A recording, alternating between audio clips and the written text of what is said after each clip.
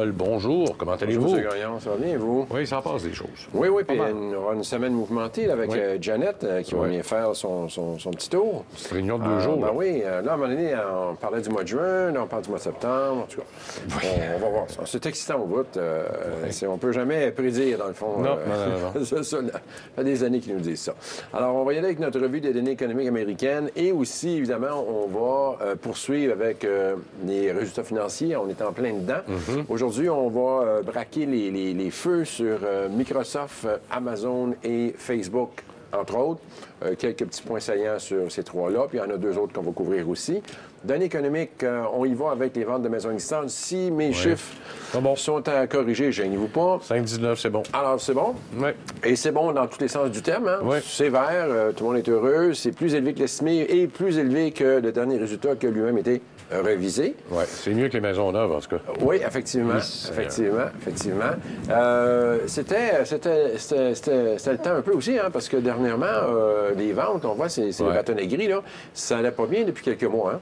Alors, c'était même en descente. Bien qu'on avait des taux d'intérêt qui étaient plutôt stables, avec une petite remontée récente. Là. Ouais. Alors, je pense que c'est bienvenu, là, cette hausse-là d'augmentation. Les marchés ont bien accueilli ça. La nouvelle, c'est une donnée économique, ça, qui sort à 10 h. Il y en a qui sont à 8h30, d'autres sont à 10 h, 7 à 10 h. On voit à 10 h ce qui est arrivé. D'ailleurs, probablement que c'est ça qui a fait renverser les marchés, parce que ça allait pas bien de 9h30 à 10 h. On était en baisse et tout d'un coup, on a reviré et on est parti sur les chapeaux de roue jusqu'à la fin de la journée. Demande de chômage, 295. Plus stable. C'est ça. On n'a pas besoin de mettre rouge parce que c'est plus élevé que l'estimé, que 2,86. Mais c'est sûr qu'au niveau où ils sont actuellement, c'est un petit peu difficile là, de performer puis baisser continuellement. On ne tombera pas en négatif là, à ce niveau-là. En tout cas, je n'ai jamais vu de graphique négatif concernant les demandes de chômage. Donc, on est toujours, évidemment, là, dans un niveau intéressant, mais on est dans un mouvement de côté. Oui. Alors, on a un petit peu de misère à s'améliorer. Comme un grand-mère dirait, on ne s'empire pas, mais on ne s'améliore pas nécessairement. Vente de maisons neuves, comme vous le disiez, ça a été un petit peu moins joli. Oui, une baisse de 11 là, c'est pas jojo. Là. Gros écart. Un gros écart par rapport à l'estimé et gros écart par rapport au dernier qui, lui, ici, a été révisé. Donc, c'est pas une bonne nouvelle en soi. Si on regarde ça sur un graphique, alors les bâtonnets bleus, c'est les ventes de maisons et la ligne bleue, c'est évidemment les taux d'intérêt. Donc, on a eu le contraire, dans le fond, des maisons existantes. Les maisons existantes, on a eu une hausse, puis ici, on a une baisse. Mais par contre, on n'avait pas eu, c'est une des premières baisses là, depuis quelques mois, comparativement aux maisons existantes qu'on a vues tantôt. Alors, le marché a quand même bien réagi à ça.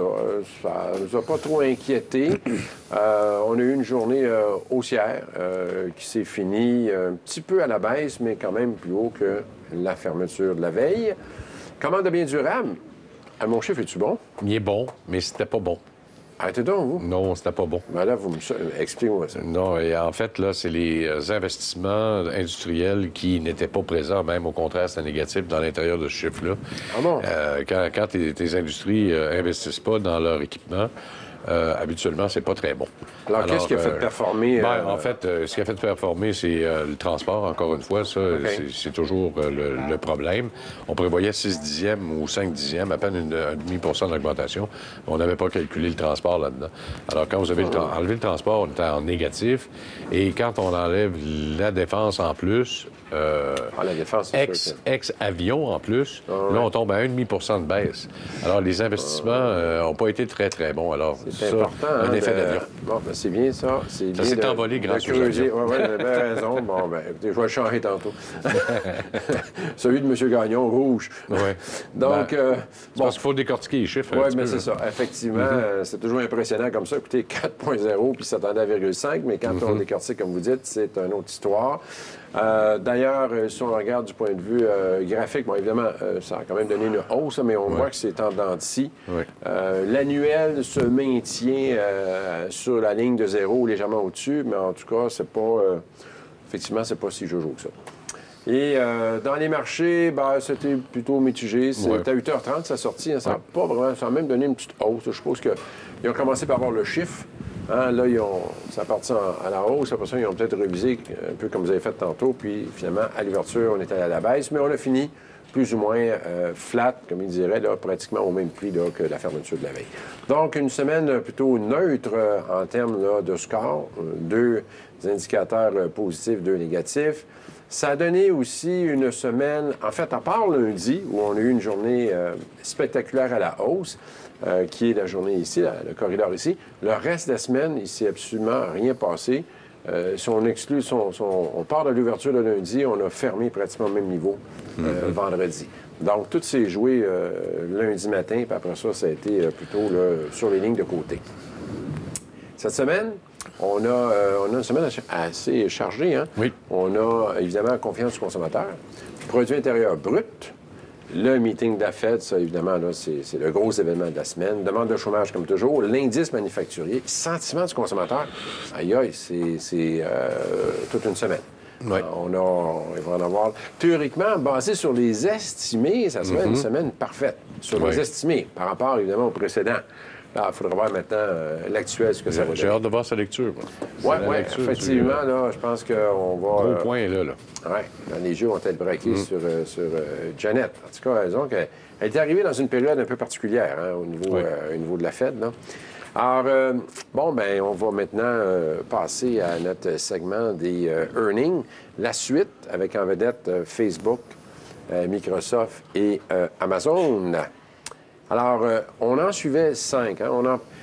Les earnings, on dit souvent, là, il y a des journées, là, on le sait, les entreprises sont obligées de déclarer 4 fois par année.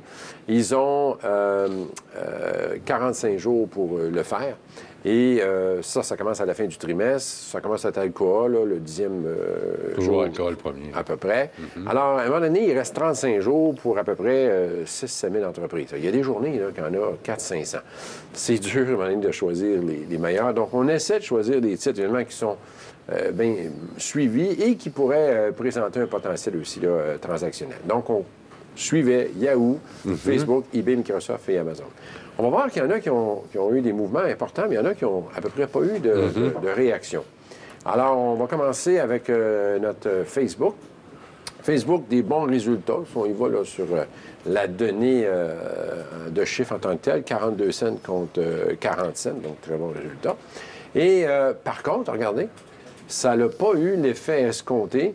Il n'y a pas eu de gap, premièrement. Ça, c'est plutôt rare, surtout sur Facebook. Et en plus de ça, bien là, après l'ouverture, ça, on est jeudi, là.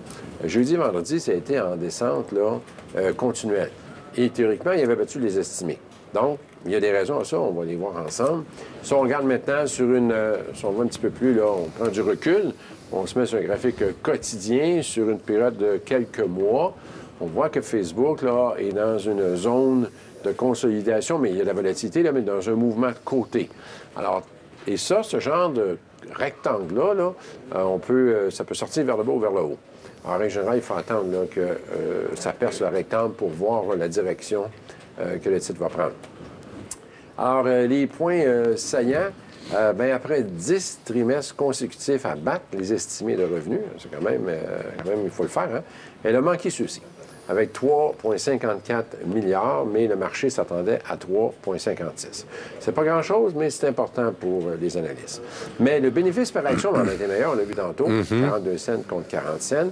Puis Facebook blâme les fluctuations monétaires. Donc, au retour, là, pour nous indiquer ce que ça veut dire, là, incluant la faiblesse de l'euro, causant un manque de 188 millions qui lui aurait permis de battre les estimés. Oui, effectivement. Et ça cause des problèmes à toutes les entreprises américaines. On le verra dans les autres résultats financiers aussi. C'est pas trop drôle, la devise américaine trop forte. Là. On fait une pause, on revient dans un instant tout de suite.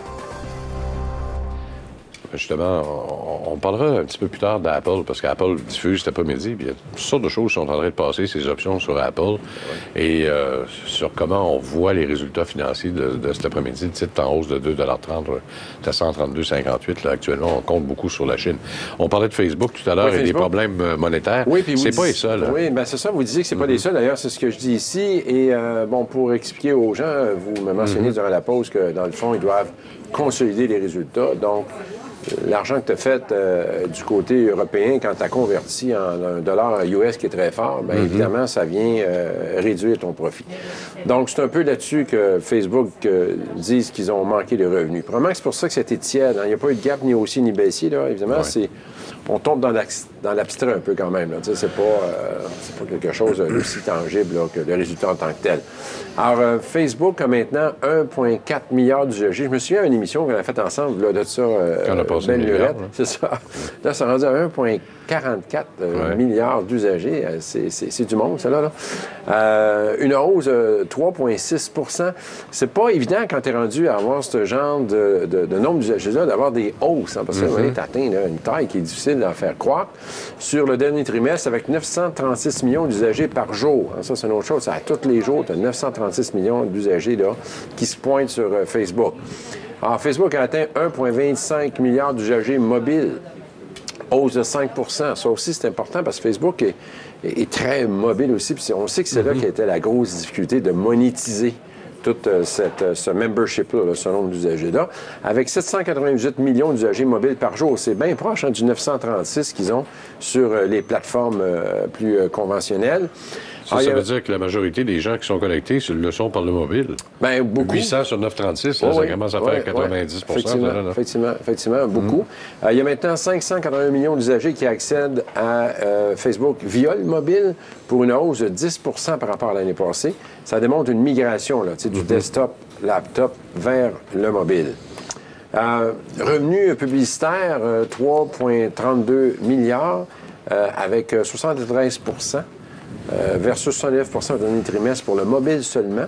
Visionnement quotidien de vidéo est passé de 3 milliards à 4 milliards. C'est quand même des chiffres assez spectaculaires. 3 milliards en janvier, passé à 4 milliards. Un bémol, c'est le revenu par usager, qui serait en déclin. Parce que c'est bien beau avoir de plus en plus d'usagers, mais c'est le per capita là, qui compte. Là. Oui. Donc, le revenu par usager est en déclin. Ça force Facebook à se tourner vers des marchés émergents et trouver une façon de soutirer plus de revenus publicitaires à des gens à faible revenu. Alors, c'est sûr que là, tu as un petit défi là, qui va être intéressant. Tu t'en vas vers des marchés, dans le fond, de masse, mais où, en théorie, les gens ont des revenus plus faibles. Donc, ça peut être difficile là, de faire que ces gens-là vont monétiser ton modèle d'affaires. De façon générale, Facebook performe bien en démontrant bien sa capacité de s'imposer dans la publicité ciblée. Parce qu'on sait qu'il y a une grosse guerre là-dessus. Google, Twitter, Facebook. Mais là, Facebook prend sa place de plus en plus. YouTube aussi. YouTube, effectivement, qui appartient à Google. Alors, c'est effectivement, là, on se souvient, Facebook, quand ça a démarré, c'est pas évident. Mais on avait dit, c'est qu'à quelque part, c'était un no-brainer. Il fallait que ça performe, cette entreprise-là. Il y avait tout pour performer. Puis là, je pense qu'ils sont en train de le démontrer. Microsoft. Ils ont fait un beau gap sur les résultats. Là. Toute une surprise, hein? Probablement au niveau des résultats, écoutez, c'est 20 de plus que ce que les analystes attendaient. Là. C'est pas peu dire, là, 61 contre 51. Voici le gap dont vous parliez. On fermait à 43,34, ouvert à 45,77. Ça nous donnait 5,37. Ça fait longtemps que Microsoft n'a pas eu ce genre de performance-là. Et on voit ici, quand on le met en quotidien, c'est encore plus spectaculaire. Il y avait eu un gap baissier, hein, là, de ça, quelques temps. Et là, il vient de fermer ce gap-là. C'est pas la norme dans ce genre de gap-là d'avoir fermé si rapidement que ça, mais il le fait. Et en plus du 5 regardez, dans la journée, il a pris un autre 5 Donc, tu sais, finalement, c'était 10 là, après les earnings. Donc, une belle performance de Microsoft. Les points saillants qui viennent expliquer ça, bien, les revenus, 21,73 milliards, en hausse de 6,5 et 670 millions au-dessus des estimés. Alors, année sur année, là. L'année passée, par rapport à cette année, 6,5 La division consommateur en hausse de 8 avec une forte hausse des ventes de tablettes. La tablette, là, vous savez que ça a été difficile un peu pour Microsoft, là, mais là, les nouvelles générations de tablettes là, semblent reprendre du poids de la bête, 35 d'augmentation. Puis une hausse aussi pour leur fameux Office 365.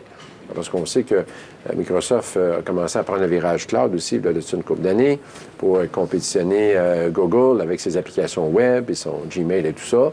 Ça a été laborieux et difficile au début. Seulement encore, c'est vrai. Mais si on regarde les chiffres, il semble, en tout cas, il semble être sur la bonne voie. Il semble avoir une amélioration à ce niveau-là. C'est sûr que c'était pas le core business. C'était pas eux autres, ça. Là. Alors là, ils doivent s'adapter. C'est pas toujours évident. Mais il y a une dualité. Tu as des anciens produits que... Tu peux pas te cannibaliser trop. Hein? Ben non. Tu as des anciens produits qu'il faut quand même que tu essayes de maintenir. Puis là, ben, tu n'as pas le choix de prendre le virage. La division commerciale est aussi en forte hausse, atteignant 6,3 milliards, principalement via le segment Cloud Azure et Office 365, mais commercial. Azure va très bien. Belle performance. Ça. C'est du cloud là, pour héberger toutes sortes d'applications et de la prog, entre autres. Le marché du PC démontre des signes de faiblesse. Ça, je pense qu'on ne surprend pas personne. Mais ils disent que l'arrivée de Windows 10 pourrait peut-être requinquer un petit peu là, ce marché-là, mais c'est sûr que c'est pas là que ça va se passer. Je voyais, je sais pas si c'est ce matin, quelqu'un me disait que Intel, ils ont mis au point une clé USB qui est un PC en soi, un ordinateur en soi. Tu branches la clé dans ton écran et ta clé USB fait office d'ordinateur. C'est un peu, dans le fond, ils prennent les ordinateurs de cellulaire qui ont réduit encore plus. Alors, imagine vers quoi on s'en va, là. Au lieu d'être une vulgaire clé USB, c'est ton ordinateur que tu traînes dans tes poches puis tu branches dans un écran. On n'arrête pas le progrès, comme dirait là. Non. Amazon, théoriquement, pas de surprise au niveau des résultats. Puis Amazon, aussi bizarre que ça puisse paraître, est toujours en perte. Hein? On le voit ici, là. 12 sous négatifs. On s'attendait à 12 cents, mais ils ont perdu 12 cents. Mais malgré tout, regardez ça. Un gap. Les marchés sont euphoriques. Les marchés veulent que ça monte. Alors, on a un gap là, de 12 c'est énorme là, sur un titre là, de 400 $. Donc, gros gap sur Amazon. Si on le regarde maintenant avec un peu plus de recul, on se met en hebdomadaire et là, on est sur quelques années, 2 ou 3 ans, je vous dirais. Et Amazon était pris là, dans une espèce de corridor situé là, entre à peu près 280 et 400. C'est quand même un gros corridor, mais c'est à la hauteur du titre. Sauf que là, finalement, ces résultats-là et le gap l'ont fait sortir du corridor. Normalement, lorsqu'on perce ce genre de figure-là, on a une tendance haussière qui s'ensuit. Et la plupart du temps, si on va avoir une idée de la cible, c'est la hauteur du corridor. Donc, si jamais c'est pour être le cas, on parle de 150 à 180 points, ce serait toute une performance. On verra bien, évidemment, là.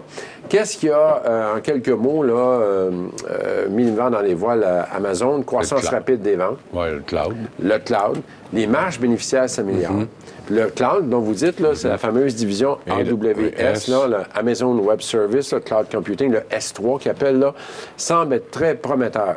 Juste, AWS a généré 1,57 milliard pour le trimestre 1, un impressionnant 49 d'augmentation sur l'an dernier. Vous savez, des fois, le chiffre, c'est une affaire 1,5 milliard, mais quand tu dis en plus que c'est 50 de plus que l'année d'avant, c'est là que vraiment, là, ça prend toute sa signification. Et Yahoo. Alors, Yahoo, je n'ai pas fait de topo en tant que tel, mais c'est juste la base des résultats. Yahoo a manqué les résultats. On voit ici que, sans avoir eu nécessairement de gap, il a été malmené dans la journée là, où il a déclaré des résultats. Le lendemain, en fait, avec une baisse durant la journée. Il a remonté par la suite, par contre. Alors, il a rattrapé un petit peu sa baisse. Si on le regarde sur un horizon un petit peu plus... on recule un petit peu dans le quotidien. Lui aussi, il est dans un mouvement de côté depuis déjà un bon moment là, lors de son dernier gap. Alors là, tant qu'il est pris là-dedans, dans le 42-46, là, c'est pas un short, c'est pas un achat.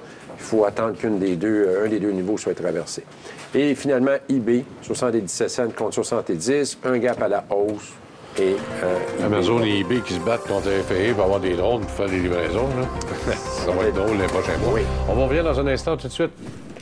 Bon, alors, on répond à vos questions. Il y a notre ami André Bergeron qui nous a écrit. Il voulait avoir une nouvelle sonorifère juste pour lui demander de me réécrire parce que dans son texte, il n'y a pas le titre.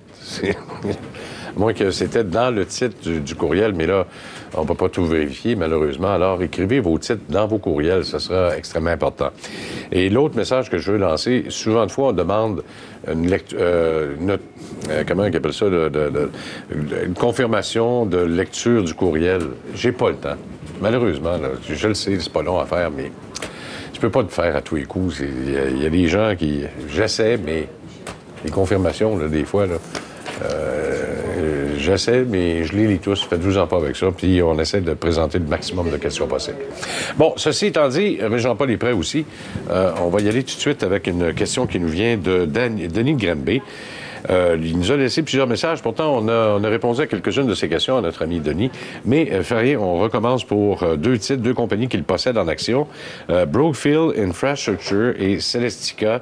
Il les possède depuis 2 ans. Effectivement, quand on regarde ces deux titres-là, ils ont quand même bien fait. On va y aller avec BIP. Ouais.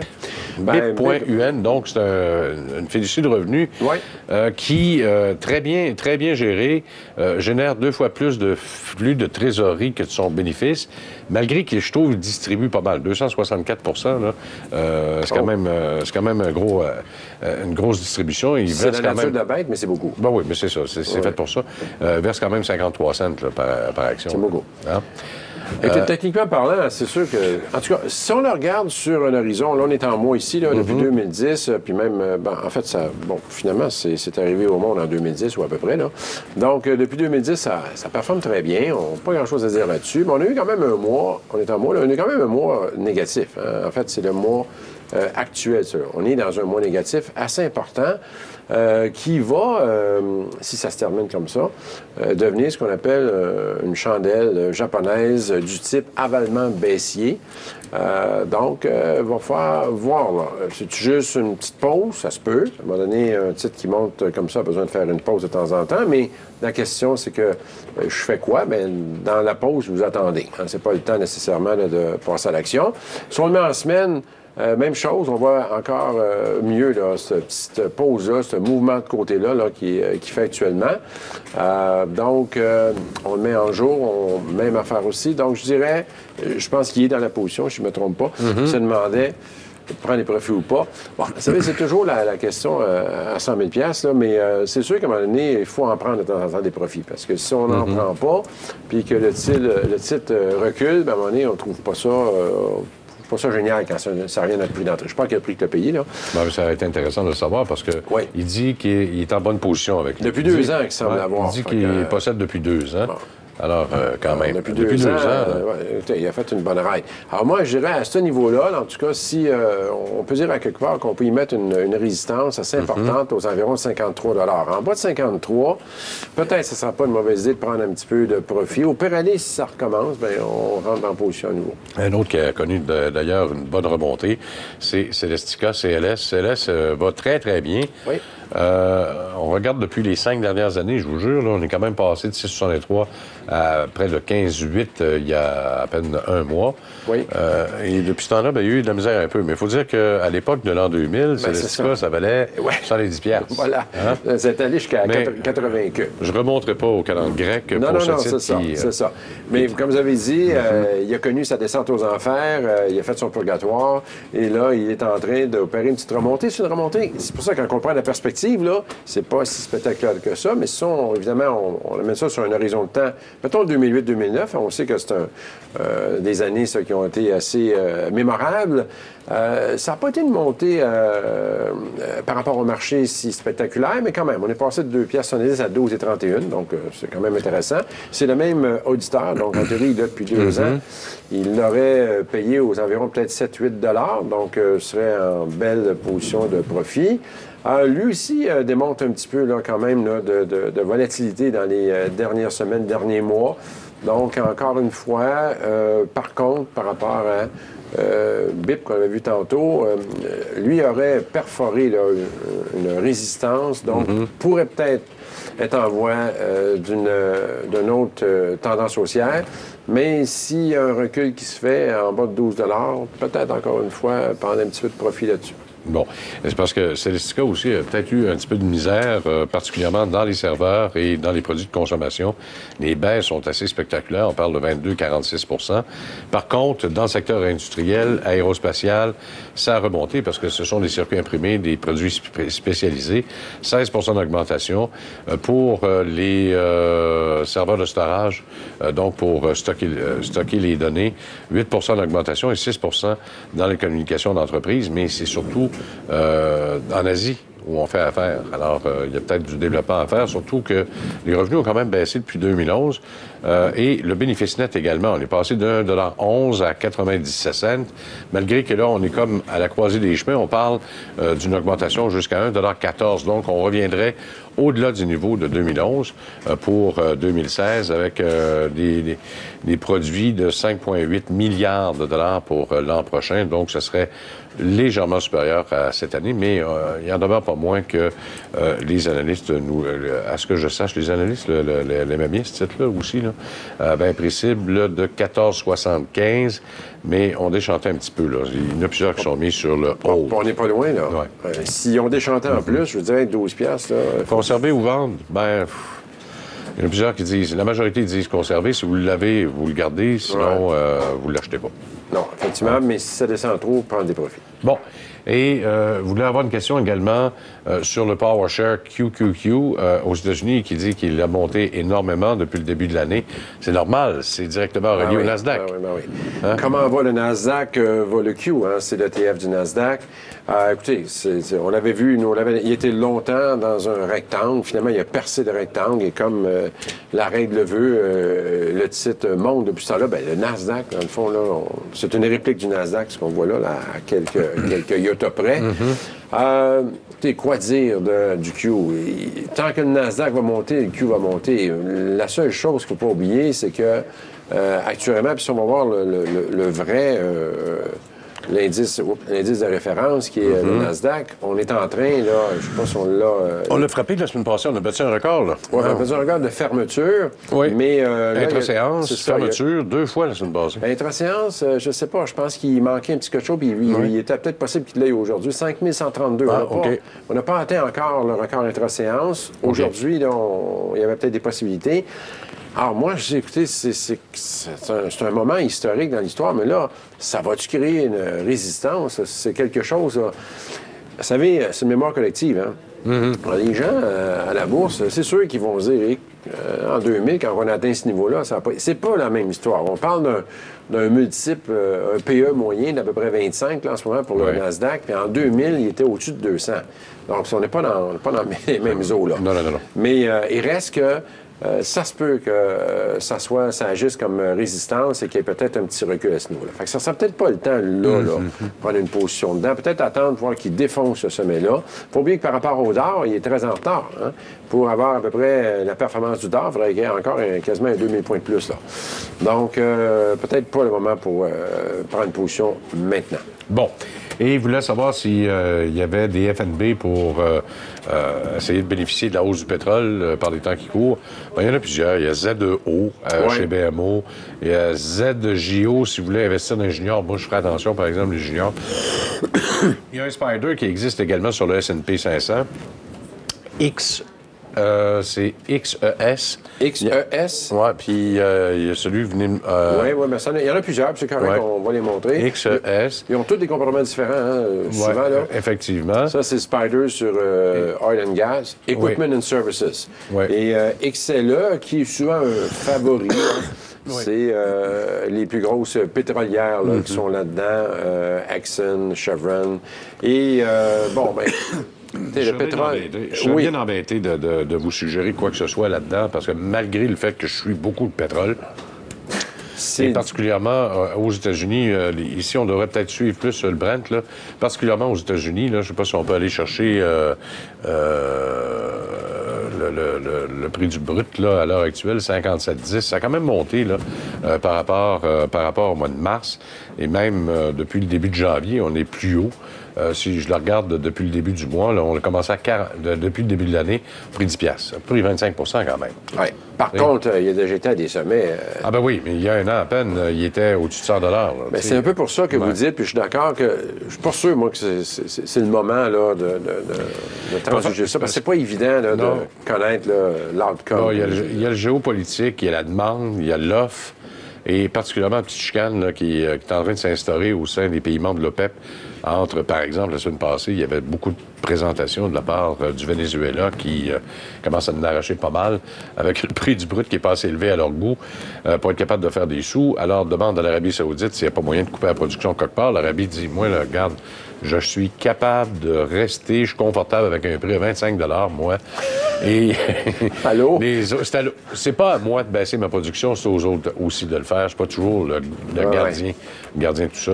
Ils ont tenu leur tête, puis il y en a qui sont en train de casser. J'en doute pas. Puis regardez, du point de vue technique, là, il y a en ce moment une forte résistance aux environs de 82. Là. Il y avait eu un gap. On en avait un biseau qui avait fonctionné à la baisse. Et là, c'est peut-être pas le meilleur moment pour aller dans le pétrole. Prochaine question, Jean Saint-Jean qui nous écrit. Va avoir 3 titres, ATD, donc couche-tard. Alimentation couche-tard qui a peut-être eu un petit peu de difficulté au cours des dernières journées, mais moi, ça ne m'alarme pas plus qu'il faut. J'ai comme l'impression qu'à chaque fois qu'on est sur le bord de présenter les résultats financiers, il y a comme une espèce de repli. Et il y a eu l'acquisition également qu'on a fait aux États-Unis qu'il va falloir intégrer. On verra comment on le fera également. Mais techniquement parlant, qu'est-ce qu'on peut dire? Écoutez, c'est sûr que c'est un titre qui performe très bien depuis 4 là, en 2000. Il y a eu un split de 3,1, on se souvient, le 14 avril 2014. Par contre, comme vous disiez, ça se voit aussi sur la graphique. Là, on est en mois actuellement. Regardez, là, un mois à la hausse, un mois à la baisse, un mois à la hausse, un mois à la baisse. Ça fait longtemps qu'on n'a pas eu ce genre d'alternance-là. Pas eu ça depuis 2013. Effectivement. Donc, il faut quand même faire attention. On le met en semaine, même chose ici. Là. C'est peut-être pas le meilleur moment là, actuellement là, de prendre une position. Ils sont là, pas de problème. Là, on le conserve. La dernière fois qu'ils avaient fait ça, par exemple, en 2013, ils étaient partis comme un fou. Oui, effectivement. Sauf que là, c'est d'un sommet... Là, tu as eu Statoil là-dedans. C'est ça. Voilà. Magna, donc fabricant de pièces d'automobile. Magna, c'est MG, si je ne m'abuse. Oui, MG.TO. Il est US, il est canadien. Moi, je l'ai pris en canadien, là. MG.TO. On l'a couvert souvent ici, parce qu'il avait été, à un moment donné, il avait fait la manchette. On se souvient à l'époque, c'est Chrysler, je pense, si je ne me trompe pas, là, qui avait tenté d'acheter. Et il y avait eu beaucoup de brasses camarades. Mais finalement, c'est un titre qui a très bien performé. On le voit ici là, depuis 2012. Il est en nette constance. Ils ont voulu en acheter plusieurs. Je pense qu'ils voulaient acheter Volvo à un moment donné. Ils voulaient acheter aussi de General Motors. Il y a Opel aussi. Opel, qui voulait acheter. Puis finalement, GM a décidé de le garder. Oui. Alors, ça lui avait valu toutes sortes de problématiques parce que beaucoup disaient, ben là, si tu es pour venir nous faire compétition directement comme manufacturier, on n'achètera plus de pièces parce que, dans le fond, c'est ça qu'ils font, Magna. Ils fournissent des pièces, mais ils fabriquent aussi des véhicules. Ils fabriquent, mais ils fournissent surtout. Mais là, s'ils voulaient se mettre dans l'automobile en tant que tel, ça déplaisait à quelqu'un. Ils l'ont pas fait. C'est un bon move parce qu'il monte depuis ce temps-là. Puis il avait baissé quand il avait commencé à parler d'acheter des... Rapidement, il nous reste Jean Coutu à voir pour notre ami Jean Coutu qui nous joue au yo-yo depuis le début de l'année. Oui, mais il a bien performé dans l'ensemble, je pense, depuis, depuis 2011. Depuis le début de l'année. Là, en ce moment, là, ça... Faut qu'il y ait un solide, là. Oui. Mais regardez, on prend des bons volatilité, il faut que ça sorte de ce rectangle-là, 28, 29. Merci beaucoup. Demain, Carl Sibard est avec nous, en espérant que vous serez des nôtres. Au revoir tout le monde.